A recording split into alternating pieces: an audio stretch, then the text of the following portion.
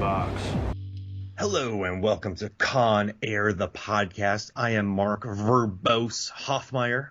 And I am Jay Thesaurus Boy Cluett, welcoming you aboard Con Air Chapter 5. What happens in Chapter 5 of Con Air? Well, we meet three new major characters. First up is US Marshal Vince Larkin in a tan suit, socks and sandals, who explains that 6 prisoners are to be offloaded in Carson City and the rest go straight to Felton. Next we meet DEA agent Duncan Malloy in his spectacular 1967 Chevrolet Corvette Stingray C2 convertible. And finally we meet fellow DEA agent Willie Sims, who will absolutely be a key character present in the rest of the film. Sims will be undercover on the plane, and after some initial tension between the DEA and the US Marshals, Sims reluctantly hands over his gun to Larkin. Mark, what'd you think of this chapter? It made me want to see John Cusack act in either Aaron Sorkin or Julian Fellowes show with walk and talks. He does a good walk and talk. Yeah. I either want to see him in Downton Abbey in the third one. I mean, this one just made the most recent movie that came out, I think, has cleared 200 million worldwide. Make a new one. Bring in Cusack. He's very verbose, loquacious, chatty. You know, he loves thesauruses. He's competition for Matthew Good. Well, no, he's a little old for that. He's competition for Hugh Bonneville's wife. I forget her name in that. I cannot help. I haven't seen a second of Downton. So he comes over and he's just super chatty and he's doing the walk and talks with the Steadicam. You know, I could see him in West Wing walking around through hallways chatting because he has a very athletic strut. He likes to move. He's like a jungle cat. Jay, when you watch him move. I see that. Yeah, he could have been like Matthew Perry had a short run on West Wing. Like Cusack could have done something similar. He could have been in for a few episodes. You know, they both like putting their hands in their pockets, Matthew Perry and John Cusack. Okay. I don't know if you've ever noticed this, but if you watch them, they have their hands in their pockets a lot. So you had kind of like the two of them, hands in pockets. You know, do you think John Cusack would have been good in The Whole Nine Yards as a hitman instead of Bruce Willis? I mean, he's great in Grosse Point Blank as a hitman, so I don't see why not. Yeah, that'd be a fun movie. But yeah, no, that's what this chapter did. And also, it kind of depressed me because Cusack pops up in this movie, Jay, and as we know, he hates this movie. So we've read interviews with him, even lately. He's like, that's fine, whatever. But he did not want to be in this movie. He just took this movie to make Max and little indie films. And he was on a pretty good run there in the 90s. So he just took this for money.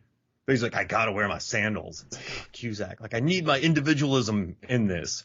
And then it kind of hurts knowing what happened to the relationship between Con Air's writer, Scott Rosenberg, and Cusack because of High Fidelity. So after reading all that, it's like, hey, these guys were friends, and now they're not friends. So that's kind of a bummer. You sent me that article, and that was sad to read. Yeah. And for anyone listening, this is what happens. So with High Fidelity, it's a movie I really like. I like the movie a lot. The problem is Scott Rosenberg wrote an adaptation of the novel into a screenplay, but then Steve Pink and Cusack got involved, and they completely, I don't even think they read his script. They just adapted the book more faithfully because Rosenberg's script was more of a Empire Records, like big store, little store competition. And then what happened was when it came time to put names on the credits, they put Rosenberg's because he wrote the first script, even though he wrote not a word of Cusack's High Fidelity. And he admitted to it. Yeah. He freely admits, I had nothing to do with this. I get this sucks, but that's the way it is. And he said it too. He's like, that happened to me on General's Daughter. He was like, I wrote General's Daughter, but someone wrote a script before me and I got nothing. So you know what? I'm going to make up for General's Daughter and I'm going to get paid for this. It's the circle of life. The wheel just keeps turning, and today it's pooping on somebody else. But on the oral history, though, it makes me happy, though, because it was either the producer or the director who said, listen, Rosenberg was really honest, so I can't hate him for it. So I guess he was like, yeah, that's fine. Like, that's cool. But then he kind of learned the rules. Just like, hey, guys, my bad. I'm not doing that. So at least he admitted to everything and told them. I mean, it's not a good move, Jay, but it's still, they respected that he was just so like, I don't care. I'm doing this. Yeah, Kind of blows my mind. I think it would have been worse if he was like, no, I totally wrote everything up. Like, this is my like, if he denied the allegations, like, no, this is like, I'm all over this script. This is me. So I think owning up to it better, but yeah, not great. No. But sometimes though I do appreciate honesty, Jay. Even when someone's really at fault. Like, yes, I was being a brat. I was being an absolute brat. You're like, oh, well, fair enough. Like, at least you'll admit it. Like, at least you know. At least you weren't trying to make an excuse on I didn't do anything wrong. Does that make sense? Like, he's straight up admitted to it. Not writing a word. What an industry. Yeah, it's nuts. Yeah. So what do you think? What do you think about his suit in this and his attire and the way he kind of breezes into this world, doesn't he? He does. This is the first time we see Cusack in this film, and I gotta say, his intro shot is sandals first. It's on the How Did This Get Made episode in this, where they focused a lot on the sandals. I've listened to a couple of other podcasts that focus on the sandals. I don't think I've ever really noticed them before. It's never been an aspect of his character that's really stood out and been memorable to me, that he happens to wear Birkenstocks with a suit. So if Cusack was that adamant that that'd be part of his character, it didn't really make it across the screen to me. It's only like going through like scene by scene that it's like, oh yeah, he is wearing sandals. That doesn't pay off into his character at all. Not one bit. And we talked about the final fight. There's a glory shot of his sandals there. We talked about the intro of him. There's a glory shot of his sandals. For some reason, it never connected with me, Jay. Just watching this movie, there's so many other crazy things in this film that Cusack wearing sandals doesn't affect me. Because there's a line later on where Cole Meany is asked where is he, and he's like, oh, he's probably off buying some sandals or something. Which we'll get to that when we get to it. It is mentioned in another character later, but that never really clicked to me either. I think it's because everything else he does in the film doesn't really go with like a save the planet kind of mentality. Like he immediately jumps in a car that I'm going to guess isn't very fuel economic. When needs must. He's I'm not saying like, oh, he should clearly have cycled because he had to get a long way quickly. But he doesn't do anything else that's like, yeah, save the world. I'm eating celery right now. But like, he just happens to be wearing sandals with his oversized tan suit. And he's being a brat to his boss. Remember, he walks up behind him and like, going to be fair and firm and diligent, vigilant. Yeah, but he's never rude for the rest of the film. He just sort of goes up behind him and does that. Even though later on, when Willie and Cole Meany are giving him crap, his boss sticks up for him. He's like, Larkin's the best we got. So you have this really cool boss who gets your back, and you're walking behind him being sassy so you can make people laugh. I think he's just kind of playing with the character of Ginny. I use the term character loosely because she is barely in this film. She had a much bigger role in the script. Ginny, played by Angela Featherstone, most known as the copy shop girl from Friends, I think, who Ross has an affair with when they're on a break. That's Ginny. We were on a break. Yeah, exactly. I've seen all of Friends numerous times, apart from that little segment where the on a break thing happens. I somehow always miss those episodes, so that's just always passing by, but it's a huge part of Friends lore. So I haven't seen the episodes that Angela Featherstone is in, but apparently that's where she's from, so fine. I could quite easily watch them while they're on some streaming platform somewhere. Regardless. Don't do it. It's like me in the movie Maniac Cop. People are always trying to get me to watch it, but I refuse. It's a very Mark film, so I can understand that. Yeah, people are like, I've seen Maniac Cop. And it was like Swim Fan for a long time, too. Like, I felt like I built it up too much in my head, and I didn't want to watch it. So, fight the power, Jay. Okay, don't do it. Will do. I will not watch these 3 episodes of Friends. He's walking around high-fiving people, Jay. Like, he's up top, down low. Like, I'm surprised you didn't spin. He is just, man, he just saunters in. He has a very flowy suit. He's making everyone laugh. He's giving out high fives. He's jumping everywhere. He's being verbose. He's a difficult guy to like, I think. Like, we're supposed to, I mean, he's one of the heroes of the film, but I find him to be a little bit off-putting as a character. Like, he's only kind of likable in comparison to Malloy, to Cole Meany's character, who is just an asshole from the off, just immediately a horrible person. Like he's for so many reasons. Like he pulls up in his car in his Chevrolet Corvette Stingray C2 convertible, and Skip Devers says, "Oh, it's a nice car." And he's like, he says, "It's beautiful," I think he says, and he's like, newborn babies are beautiful, sunsets are beautiful. This is effing spectacular." And then but when Cusack tries to introduce himself, pleasure working with you, he revs his engine so you can't hear him. This is the first time these two have met. They have no reason to dislike each other yet. And then he backs it into an accessible parking space. Which they made 3 minutes before they started filming. Yeah, he's... Well, okay. These two characters have no point. I remember even watching this in 97. I'm a big Cusack fan. I really am. I love Grosse Pointe Blank. I love Say Anything. He was one of the original sort of, you know what, like Say Anything, right? Growing up. So I'm 40. And growing up, I didn't have, like in movies, it was Arnold, Jean-Claude Van Damme, or it was like nerds or super cool guys. Like you had Joey who was dumb. You didn't have, like Ross was kind of a wimp. You had Jerry. Like there was no and then even the high school movies back then, they weren't like they were all one note. It was like, I am this note and that is my note in 97. So Cusack I loved because in Say Anything he was a kickboxer and he was kind of a nice guy. So I was like, what is happening? Like, But also you can be kind nice. of a bit of a dweeb. Like, Yeah.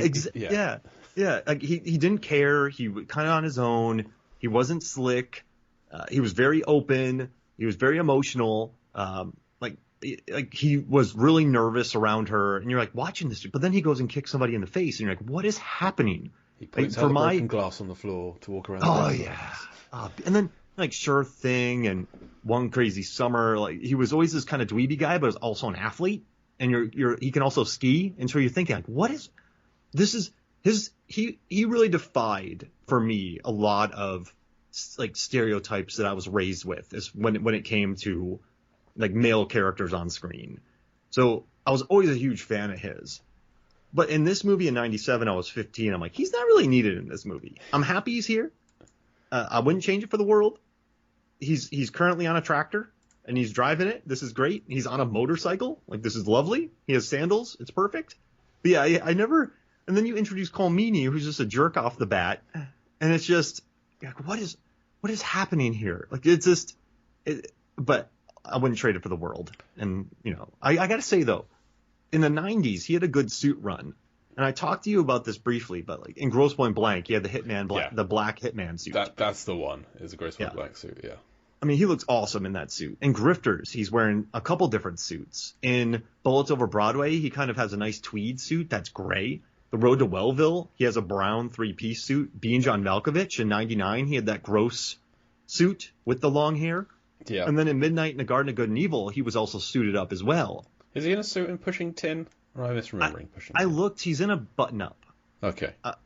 So, I mean, he still has that button-up shirt. But I think he showed his versatility with suits in these 7 different movies. Because they're all different suits. So, I knew Clooney wears suits. I know Bond wears suits. But once again, Cusack is a different suitor, if that makes sense. This one, he's kind of a dorky, beigey, flowy suit. Yeah, I mean, this one and Grosse Pointe Blank are the 2 most memorable suits from the 90s for Cusack. Just because, I mean, the black suit from Grosse Pointe Blank is the assassin suit. So that's an iconic image. And then this is a tan suit. Tan suits they're not like super rare, but they're more unusual. They're less seen than the grey, the black, or the blue. A tan suit on a hero you don't get very often, I would say. Yeah, that's a great point. But I'm distracted by the suit that Sims wear, or the jacket at least that Sims is wearing. Why? Because the huge lapels on it. When they're doing their walk and talk down the corridor, he's got this like green felt. It looks like it's halfway between felt and leather. I can't quite tell what it is, but it's got these huge kind of dark lapels sticking out. Like it's very 70s. It's very Miami Vice, and he's like wearing it in '97, about to go undercover. Yeah, he's getting changed into the prison uniform, but this is a choice was made on this jacket. And I love how they had everything waiting for him as well. Like, yeah, in the top drawer, he just walks by and gives it to him. Yeah, I mean, where else would you keep your undercover clothes than in the top drawer of a filing cabinet? Prison uniform, and they just assumed a shoe size. They just assumed 11.5, which I checked. Average size of US male foot is 10.5, so 11.5 is a decent guess. Oh. I mean, Cusack gets it right. I don't see Cusack making too many wrong guesses when it comes to wardrobe, do you? No, I think. But I mean, again, Jose Zuniga. Yeah. Zuniga, I'm gonna guess. Apologies to Jose. He's not a tall man. He's like shorter. Like of the four men in this scene, he is the shortest. So I don't know if Cusack, if Larkin had access to his height or anything in picking these clothes, or what kind of a selection of prison clothing is available. He nailed it. Fortunately, it seems to fit. You know what's even worse about Cole Meany's character in this movie? His number plate. His driving gloves. Oh yes, the driving gloves. Okay, I've never been a driver. I've never been a professional driver. I've done a lot of driving, but I've never been a professional driver. What is the point of driving gloves? I don't know. I feel like they might increase the grip on the wheel. I have a cousin. My cousins love driving, and one of them loves his driving gloves, and they're terrible. I've never really understood the point of them. But like, Cole Meany's ones look really thick as well.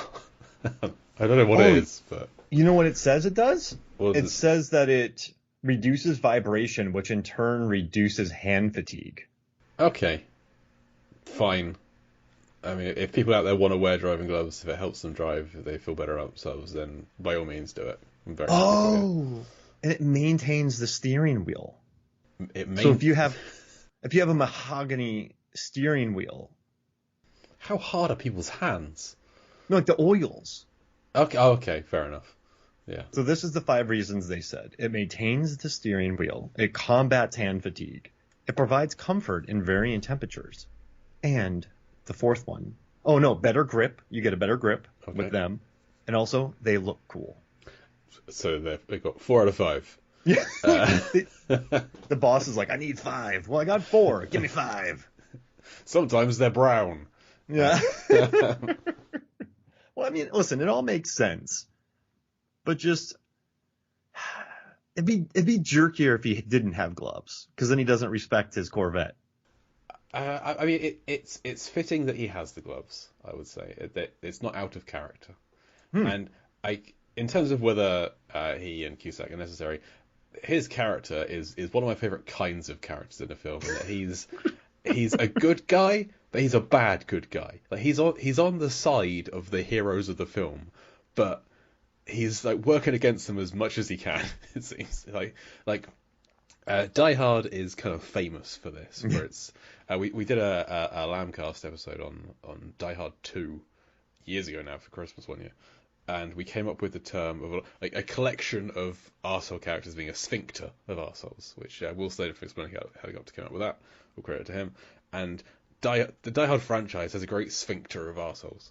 And like in the first one, you got the Johnson & Johnson, the FBI guys. You got Ellis, Dwayne T. Robinson. These are all good guys on the side of the heroes who are utter jerks the entire way through the film.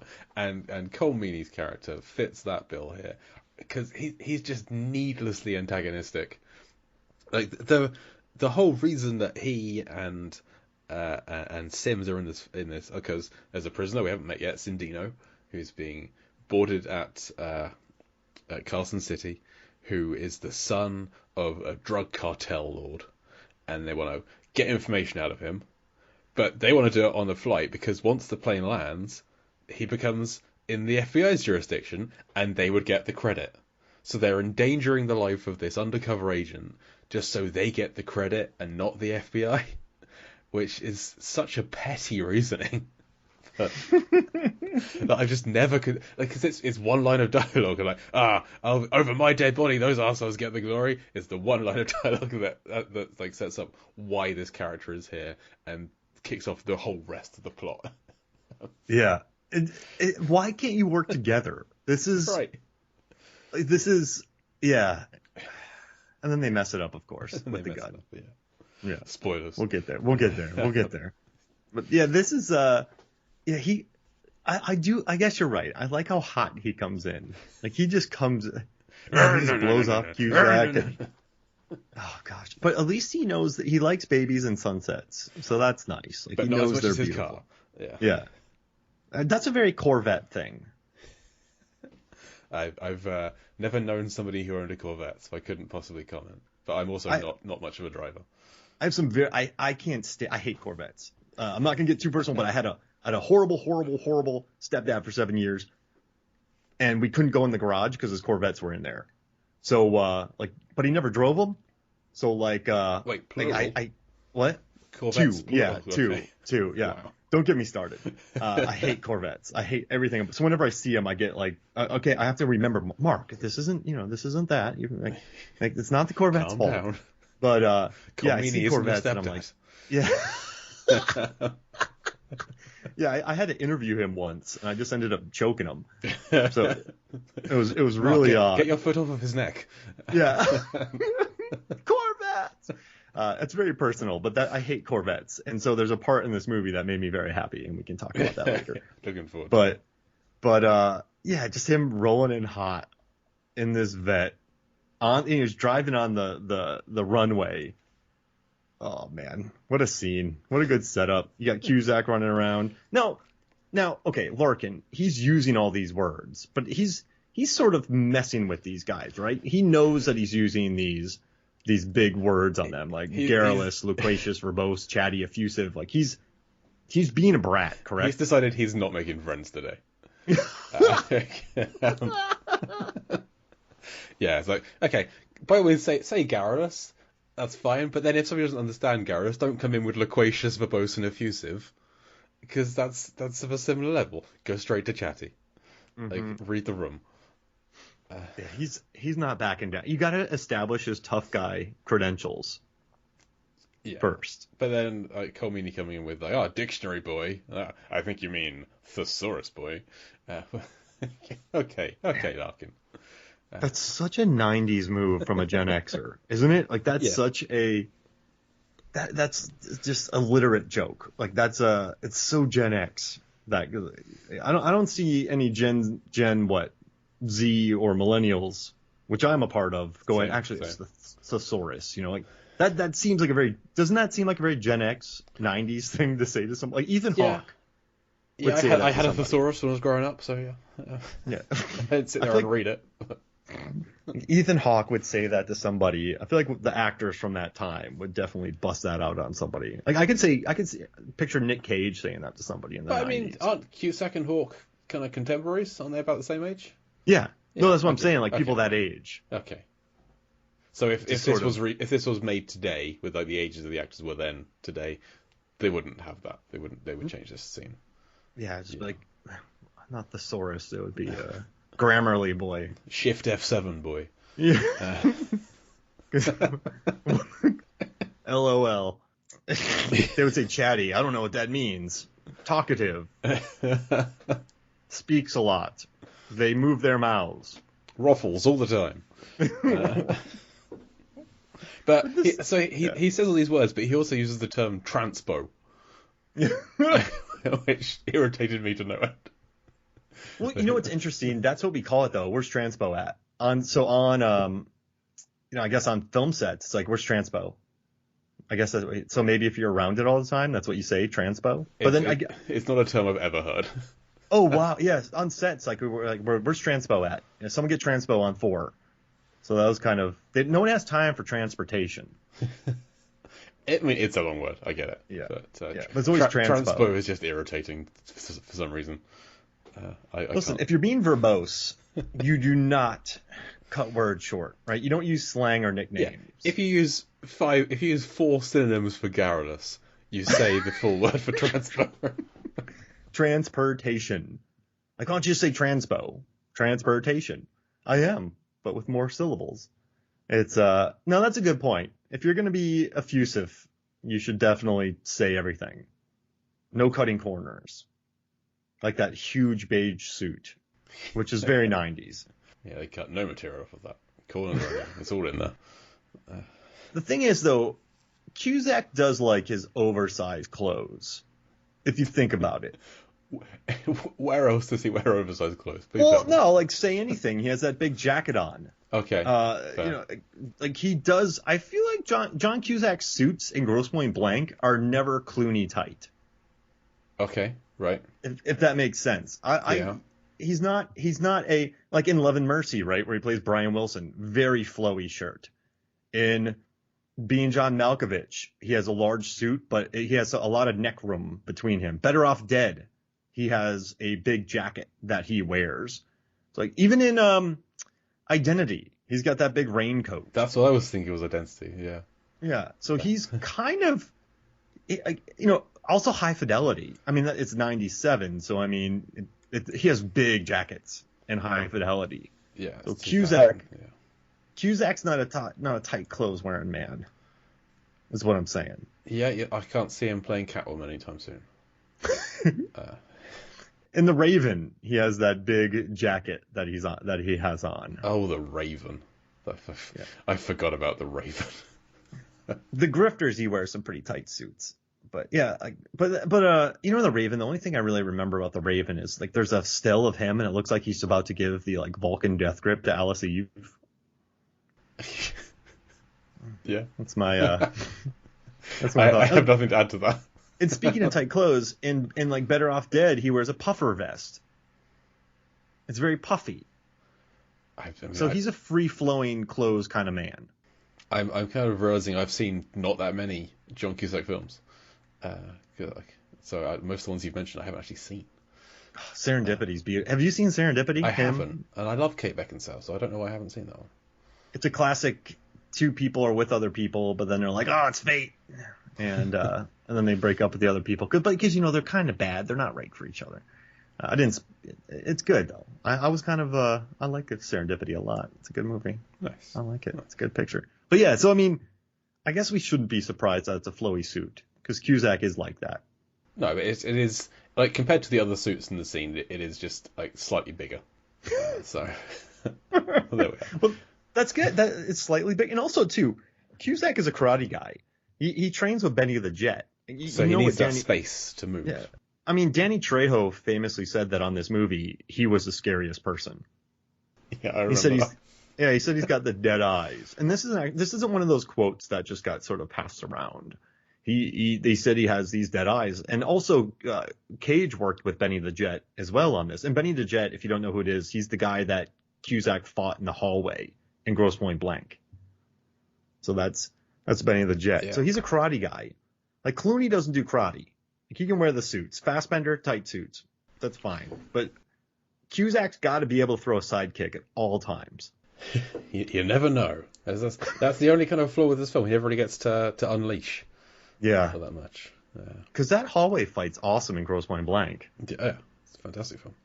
Yeah. So we get a shot of Cindino's rap sheet here, and it's sadly innocuous in terms of the text on it. I was hoping for it to be really outlandish, but it's just gives his history of like juvenile petty theft, shoplifting, caught in a strong arm robbery, suspected of selling narcotics, later caught selling drugs to an FBI informant, serving 20 years. And I was like, I wanted it to be like really outlandish stuff on it. I'm always disappointed. This is like, this makes sense. This is all quite like logical and sensible. Yeah. Yeah, blew up a plane. Yeah. Right? And then there's a quote that just said, did horrible things we can't write here. Our pen, physically, the ink wouldn't flow. It was so like... I tried to write it. I tried to type it. I tried to use a pencil. It broke. All of my stationery just rebelled. Yeah. It just flew out the window. The deeds are so heinous. Yeah. So, but I was able to write the deeds are so heinous we can't explain it. Yeah, it's like the scene in Liar Liar, the pen is blue. Yeah. That's, How do you feel about the fan work in this scene? the fan work in this. Because at 4 seconds, you go into this huge warehouse, and there's 2 fans on the ceiling going. They have sped up considerably since they were in the courthouse. It looks like these fans are actually doing something. I mean, there is at least one fan that's not turned on, but the rest of them are. I can see them moving. So they are better than that courthouse. Yeah, they're doing something. They are circulating ceiling air. Yeah, but you don't really need them, I think, because there's like a giant open door. Yeah, that's an interesting thing that they have them there, because, I mean, they didn't add them into the location, so they must need them, because there are heaters. If you look up, there are heaters in the location, so I guess they have some form of control to keep things from being too stagnant. It's nice to maybe have these fans in case it gets wet in there to maybe oscillate some air. Yeah, and as Larkin and Skip Leathers leave, the door closes behind them, so that door isn't always open. Actually, it closes behind them, and then once Colmini arrives and stops, they're open again. So It'd be the very best small error, but I'm not going to pick up on it. It catches Cusack's coat, and he's like, "Woo!" when it's closing. It is. I mean, he's a good 20 feet away, but the coat is so big it's still going in the door. That'd be funny if Colmini just made fun of his suit. Like, where'd you get it? Brooks Brothers? Did you borrow that from your big brother? Yeah. Is that hemp? Did you borrow that from your big brother? Hey, jump off that building, will you fly? It's the Culottes from Barb and Star. The Culottes, yeah. Cusack wears the equivalent of the Barb and Star Culottes. Oh, that would have been fantastic if he like jumps off of a tower later, like when at the takeover scene, he like floats down. Oh gosh, and then lands on the tractor and then drives it through. Oh, that would have been good. Man. Missed opportunity. Yeah, Cusack and Culottes. Would he be good in the Barb and Star world, John Cusack? I think so. I think you need to play a bit of tongue in cheek and know your own image in the public eye. And I think Cusack knows that. He knows how to make fun of himself, I reckon. So yeah, I think so. I think he could be a decent like bad guy or henchman, perhaps. In it. Who was the guy working with? Oh, I've forgotten all of the names. Christian Grey. Jamie Dornan. Yeah, but there was a guy who like showed up halfway through the film who worked with him. Oh, Damon Wayans Jr. Yeah, I feel like Cusack could be a similar character to him, just like showing up. Archie Buncle. Yeah, Richie Buncle. Not the full bad guy, but like working with the bad guy. Yeah, he could do it. You know what's nice about Cusack? I have a question. For like when you see actors on screen, when you see Cusack on screen, just regularly on screen, you're like, this guy's smart. Do you get that feeling when you see him? I do. I don't see him as being a dummy.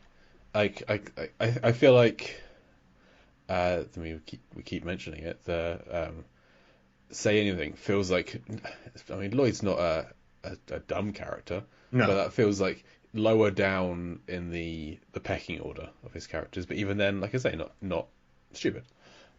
Like High Fidelity, he's maybe too intelligent for his own good. I feel like in that film. Identity and like Runaway Jury, you feel like he could be better than he's doing. Like other circumstances in life have kept him down. 2012, similar kind of thing. The amount of stuff he survives in 2012. 2012 is a ridiculous film. I enjoy a great deal, but it's not a good film. Let's drive away from something. Let's fly away from something. And let's land on again. Something. Yeah. Quick, get in the boat to sail away from something. Oh man, it's lovely. Now, okay, real quick, before we got to talk about this, and I want to know your earnest answer. So, Jay, you somehow in another universe, we're on Earth 616. We go to another universe, and there's you, right? But you are kind of like Colmini's character in this film, where you have a Corvette, You are You hate me. horribly rude to people. Like, you drive around, you have the gloves, you have the nice suit, you're part of the DEA, you're totally earnest. You go to register your new Corvette, and they're like, hey, what kind of tags you want? And so no irony here, Jay. Like, you are this character in this world. What would your tag say? So the equivalent of my ass kicker. Yes, the equivalent of your ass kicker. It's like totally earnest. But I want to know, like, I want you to channel your inner Cole Meany. This is a tough question, Mark. It's like there are people in the world who would compare me to Cole Meany, I feel like. I am not well liked in some areas of the world. You're a sensitive guy, though. Like, I don't. Yeah, I don't go around trying to piss people off. Like, I feel like there it Cole is. Meany does. You're just your comments afterwards. So I did ask. I decided to pull at a thread and ask my wife, like, what would be like what's my worst characteristic that could be added to like a number plate, and she said it's like I'm stubborn. It's like the most annoying thing about me, which isn't really useful in this scenario. I don't know how you would make stubborn into like being proud of that, because ass kicker is like gung ho. It's like, yeah, let's go. Yeah, like, you kick ass. Synonyms for ass kicker are a tough guy, which is terrible. And I'm not sure how you like spin stubborn in that kind of a world. Do we get stubborn as a mule, which is like an ass? I'm making parallels to the connection I want to make. I don't know. What would yours be? Give me some time to think. So I guess I'm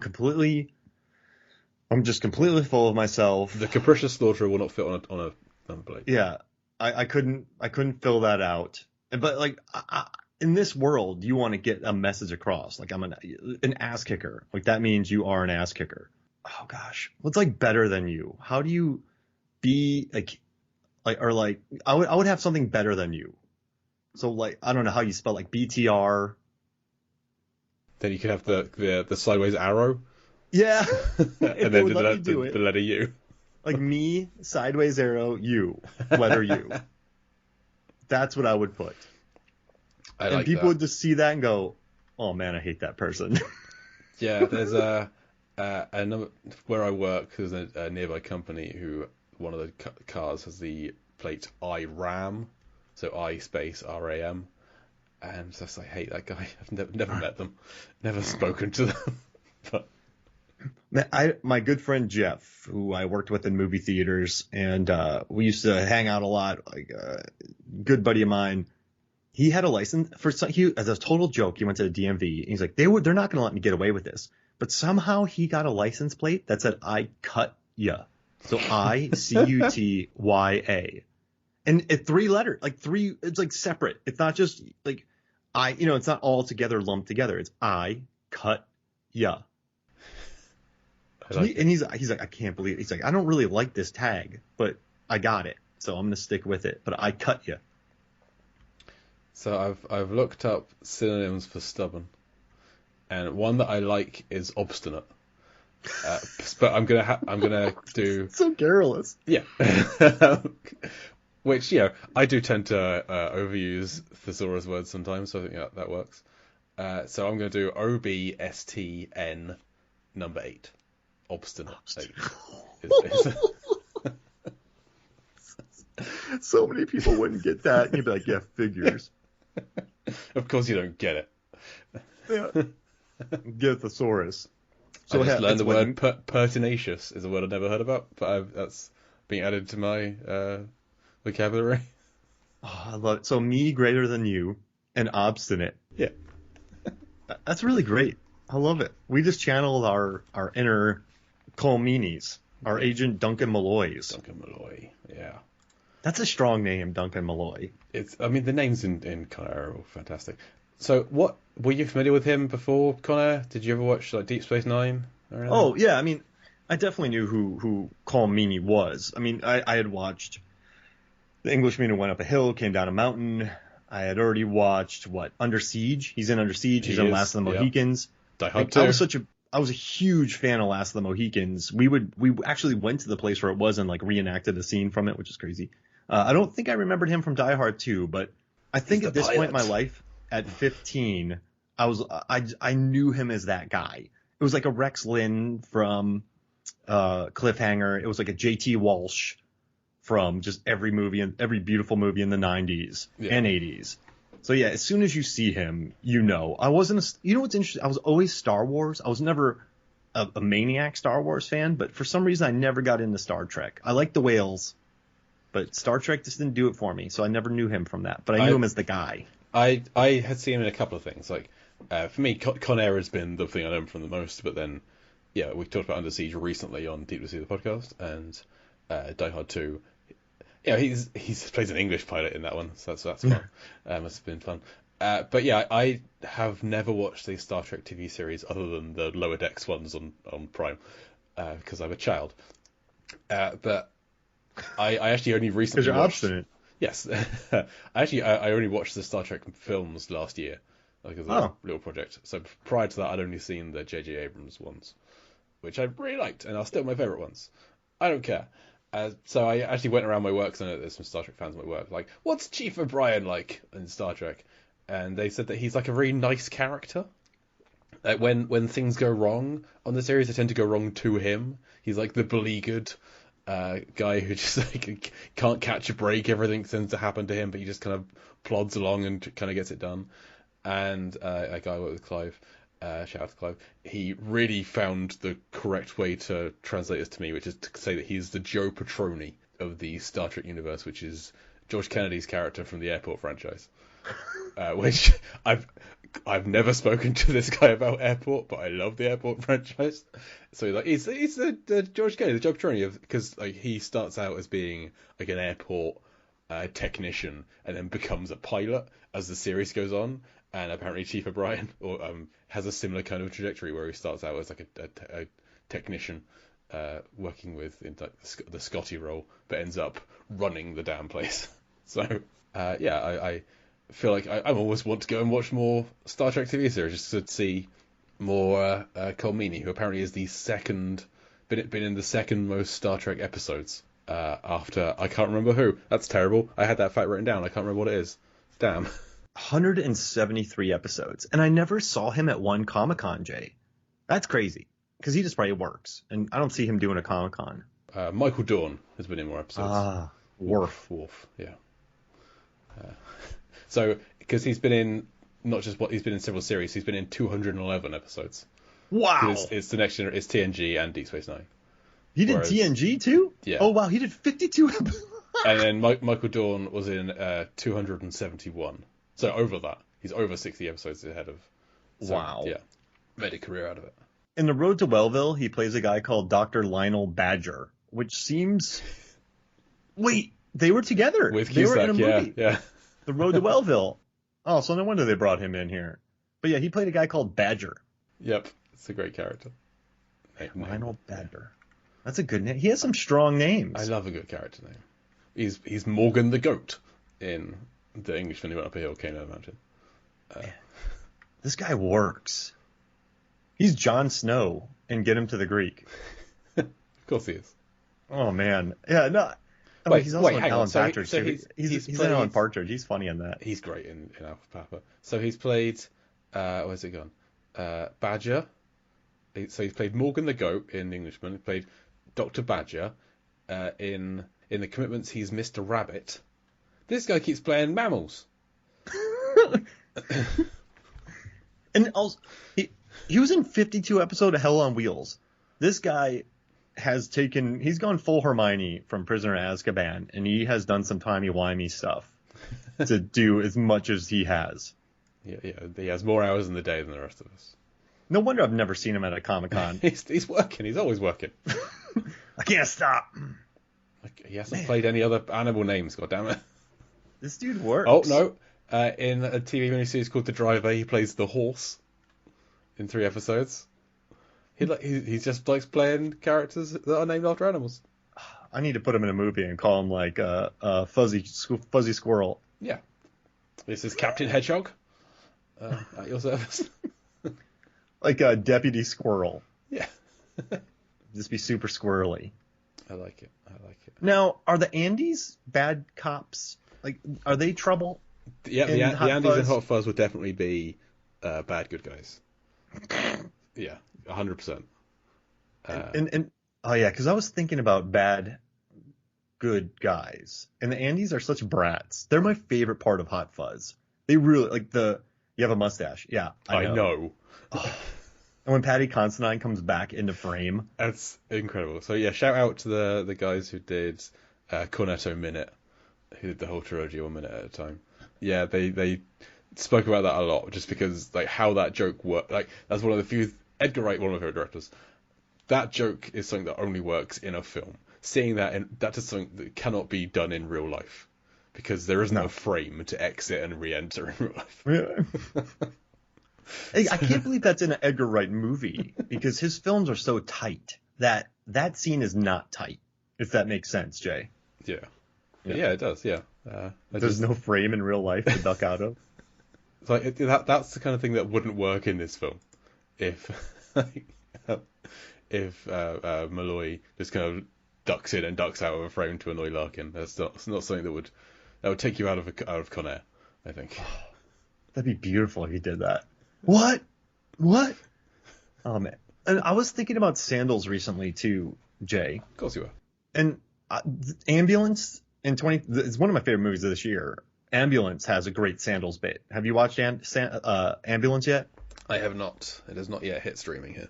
Got it. And I was, there was a William H. Macy wears Birkenstocks, and there's an article out called "Thank You for Insulting Our Sandals" in your movie. So I read that, and then Bloodshot. So is that from like "Thank You for Smoking"? Yeah, William H. Macy, where he's like a Vermont senator with maple syrup and the sandals good state and of Vermont will socks. not apologize for his cheese. Is one of my favorite lines in any film. And so he's sandals, but then they wrote an article that was released called "Thank You for Insulting Our Sandals." Birkenstock wrote that about him.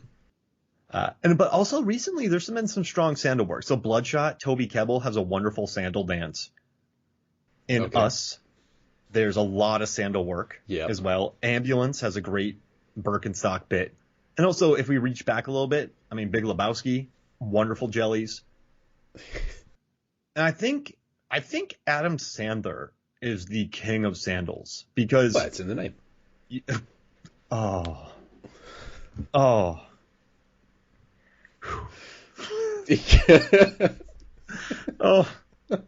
I'm leaving all of this silence in. I have broken Mark. Oh man. But you don't mess with the Zohan. He has sandals. Grown-ups too. Just go with it. Great sandal work from Adam Sandler. Yeah, he's got to be wearing some in 51st Dates as well. That feels like a very sandal-heavy town.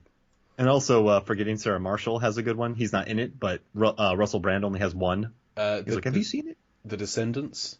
Oh, George yeah. Clooney has some great sandal running. Oh, man. Great sandal running. So, yeah, I mean, listen, sandals have been well represented in cinema. And Adam Sandler. Oh, man, Adam Sandler sandals. I've ranked every Adam Sandler sandal moment in cinema, in his filmography. I'm going to do it now. You're genuinely broken. I'm just, you know what's interesting? I never get jealous. I'm just really happy that you caught that, because it went completely over my head. And then just hearing it, it's just it's there and it's beautiful.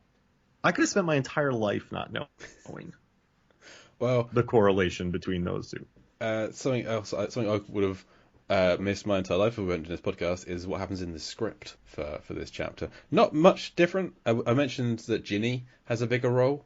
They actually set up that she is carrying a bit of a torch for Cusack. Mm-hmm. And they use all of the cliches to show this, where she drops her paperwork and they pick it up together. She fixes his tie, watches him leave, and then talks to herself about asking him out to dinner. And I'm kind of glad they cut that, because as great as it would have been for her to have had more to do, that's kind of a subservient role to have. I haven't read much further in the script beyond this. I'm not sure if there's more in that. We'll kind of pick up as the film goes on, I guess. And also in the arrival of Malloy, when he doesn't park in an accessible spot, he puts a tarpaulin over his car to protect it. Oh, that'd have been good. And yeah, he's described as one of the bigger creeps in the history of our species. That's about right. It's a nice line. Yeah. Listen, they should have kept putting that thing over the top of his car, because that's a very Corvette thing to do. Yeah. And you're in the desert. It's going to be sandy. It could rain. He would tarp that thing. My guess is that they just added too much time to they probably filmed it. They probably had him park, then get out, get a tarp out of the boot of his car, put it over, because you don't see him, you see him park, and then that's it, we cut away, we don't see it again. So I reckon he parked, gets out, gets the tarp out, covers it up, tucks it under the tyres or wherever you hook it in place, and then move on.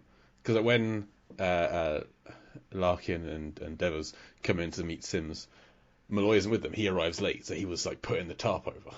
So I reckon they filmed that and thought, this is taking too long. This is like slowing the scene down. We get it, this guy's an arsehole. I would have kept Let's move on. I would have kept it. Last thing before we get out of here, because I know we got to get out of here, but does Cusack, is he one of the best actors who can slick his hair back? I think he's got to be up there. Kurt Russell's strong in Tequila Sunrise, but he looks too slick. He wants to be Pat Riley, a basketball coach. Yeah. Like, how do you feel about it? Do you think some people can pull this? Do you think he's one of the all-time great slick back hairers? He does it well. I know for certain everyone can do it, because I cannot. If you like, anyone knows my Facebook and wants to dig back into some pictures on there's some terrible ones. Which you need to have a good forward hairline, I think, to be able to do, or have enough hair to bend it forwards to cover it, I think. So yeah, he does it well. Whereas a lot of people, if you slick back your hair, it's going to start where the hair stops, and that's not always a good look. Man, I'm looking through his. He's an all-time slick backer. I couldn't do it. I feel like he does it like in this film. I think he's got to be the best hair slick back. Like Cage doing that would just look terrible. Yeah, no, yeah, you can't do that. Yeah, and he still remains likable. Like, he slicks his hair back, but he's still very verbose. Yeah. He's effusive. Yeah. Normally, I associate slicked back hair with being slick. And slick people aren't. It's like a greasy move. It's kind of like the Outsiders. Yeah, exactly. It's an 80s villain kind of move. Or like Grease, isn't it? It's like you stick back your hair, you're in the T-Birds. Oh, or Clooney from Old Brother. Right? Yes. He likes his dapper. Yes, Dapper Dan, man. Yeah. But he's very, so he's not a criminal. He's not a greaser. He's not going to go switchblade fight anybody or perform any dance maneuvers. No, no sandals, certainly not. Yeah, he's just going to go he's just going to talk a lot. He's going to be very chatty with slick back hair. I'm like, I don't get you, man. That's what I would say to him if he was ever chatting to me. I don't understand it. I don't know what's going on here. I think on that note, we can get out of it. There are 0 cons in this chapter. We do see the plane, but no one's in the air. So no cons in the air for chapter 5 of Con Air. We have a pretend con, Sims is here, and a picture of Cindino. But that's as close as we get. And no air. No air. No one even jumps. Good. Okay, well, what have we got to plug, Mark? Where can people find you? Movies, Films, and Flicks, Movies, Films, and FLIX. Listen to that. I have a cool anniversary article. It's a surprise coming out, so look out for that. Go to Film Theory. I should have a Sesame Street episode up there, and then I work for Fandom. I got like a fun Tom Cruise and then a fun series about vaping coming out, so check all that stuff out. Also, Deep Blue Sea, the podcast. Of course, yes, Deep Blue Sea, the podcast, which is now monthly, looking at Deep Blue Sea adjacent films that are somehow connected to Deep Blue Sea in some way. My personal site is lifeversusfilm.com. I'm also on the Lambcast once a month for Lampardy movie trivia, similar to Jeopardy, and the Lamb is the large association of movie blogs, which is exactly what it sounds like. It's a huge international collection of movie blogs and podcasts, people who love talking about and writing about film. So if you like those things or want to find friends that do the same thing, head there. You can find this podcast on Facebook, Instagram, and Twitter at Con Air Pod, I think. I think that's. And you can, Would you add I think to that? You don't. You can if you want. It'll make it more difficult to find. But I'm pretty sure those are all of our handles. I would change this in post if that's not the case. And then you can email us conairpodcast@gmail.com if you have any questions or feedback or notes on Con Air. We'd love to hear it. But as for Chapter 5 of Con Air, I've been Jake Lewitt. And I'm Mark Hoffmeyer. Come back next week or the bunny gets it. Sigh. Anara.